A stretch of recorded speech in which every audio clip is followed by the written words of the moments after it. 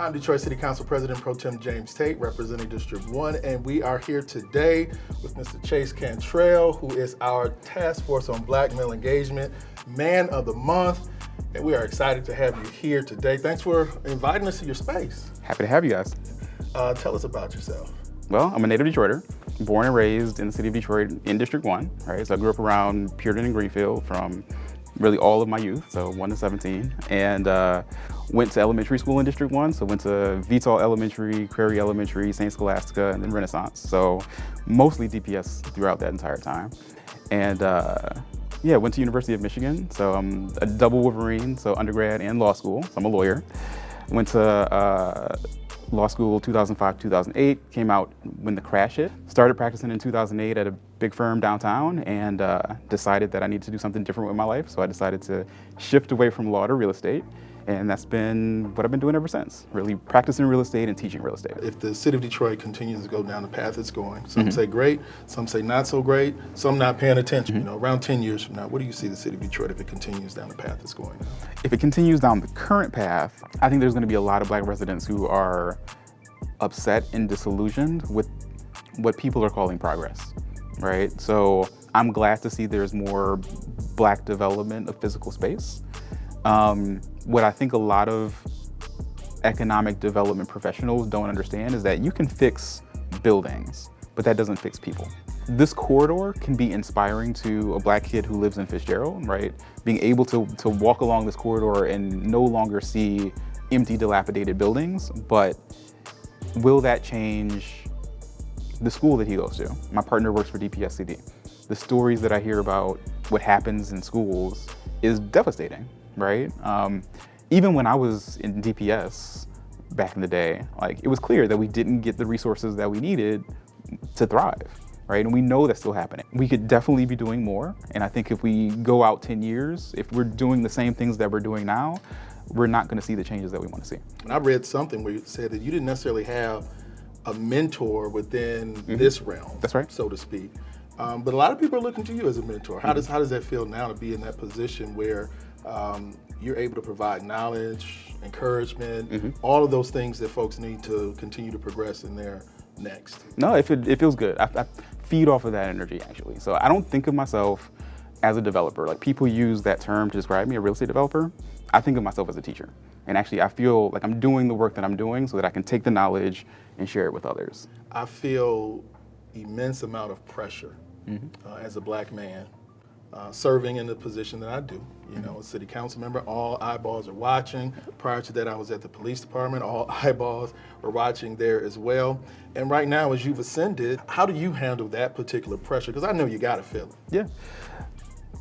So when I think of all the things I do, right? So there's teaching, there's development, there's nonprofit management, right? Fundraising. Part of what helps me with the pressure is turning to people who are at a higher level than I am and understanding this is just baby steps to get to where they are. I do feel the pressure, but I know that one, it could be worse. And two, there are people who I admire, who are my mentors, who are doing far more than I am.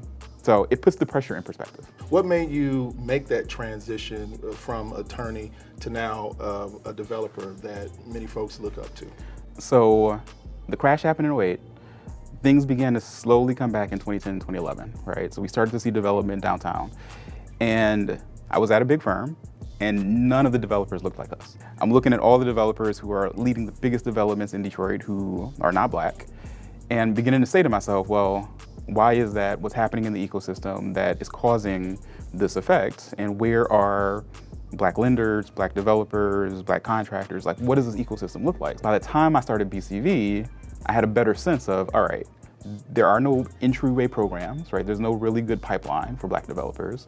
Where's the money? Like, why aren't Black people getting the capital to do the projects? And just began to sort of pick apart what was happening and thought, all right, well, now that I've practiced real estate law, that was my practice. Now that I've seen how this works in that sense and how the money is flowing, I can shift to say, all right, how can I help residents who want to do that same thing in their neighborhoods? We find ourselves many times in mission creep, doing so much, and something's got to be put on the back burner for something bigger moving forward. But you continue with BCV. Why is that? The need is still there, right? Like when I look at a land bank that has 70,000 vacant parcels, right? When I look at the vacancy around the city, when I look at the development that's happening in really hot neighborhoods like Bagley, where we are now, are Black people able to participate enough? And the answer is no. We have applications. There's not enough space for all the demand we have. We get 75 to 100 applications. We let in 30 people, right? So this shows me every time we have a cohort, there's still demand. There's still people who want to learn about this. There's still people who need the resources all throughout the city. So for me, whether I'm leading it or someone else is leading it, I think the BCV still needs to exist. And I read in Pride Source that you are the first openly LGBTQ plus That's right. board chair. And you have said you live openly. Yeah. It is not an issue with you whatsoever. It's not. Again, we talk about the representation, if you will, and the badge that it is where everyone wants you to be perfect. You being the first. How challenging is that? In that particular role, it's not challenging.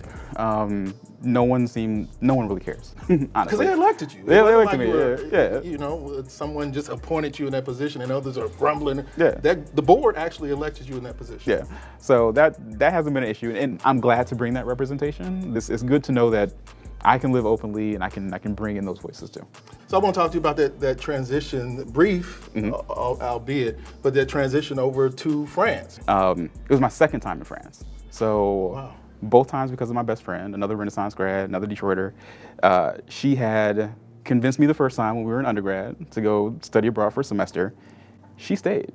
She stayed in Europe. She's still in Europe, right? She actually helps to run a mid-level stock exchange in Europe. So she's doing amazing things. And that second time, she's like, well, you're an adult now. It's going to be a little bit different. Why don't you come back to see if you want to live and work here? So I went for a year, and I really miss Detroit.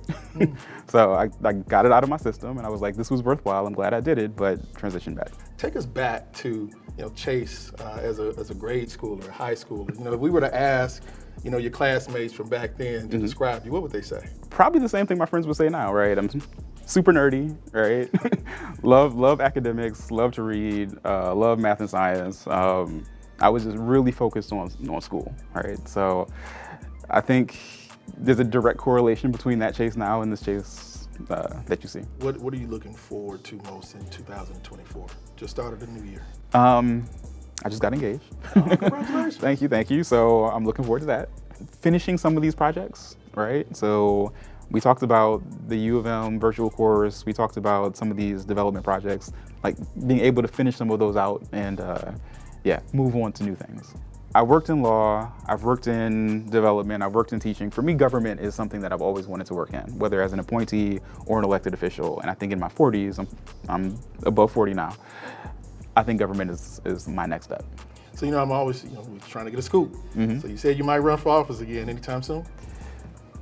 I'm thinking about 2025. I am. I'm thinking about 2025. Right here first. So we should probably talk about that a little bit more.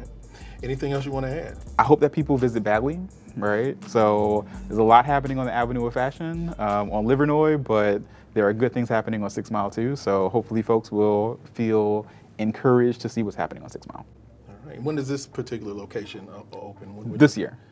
So big things again. Big things again, yep. So when I talk about closing things out, this is one of those things I want to close out. Yeah. Well, we want to thank you again for allowing us in this beautiful space, and we're going to take a look at it as well. Get a little tour, but continue success on everything you've done, my brother. Thank you. Really look to you as one of the leaders that are going to continue to move us forward. As you said earlier, there's a lot of things that possibly could happen along the way, but as long as we have folks like you who are thinking about them now, we potentially will be able to avert that and have a better future in the city of Detroit. So thank you again, and I want to thank you as well for joining us for our latest edition of the Task Force on Black Male Engagement. This is our Man of the Month, Mr. Chase Cantrell. Look forward to seeing you next month. See you then. Take care.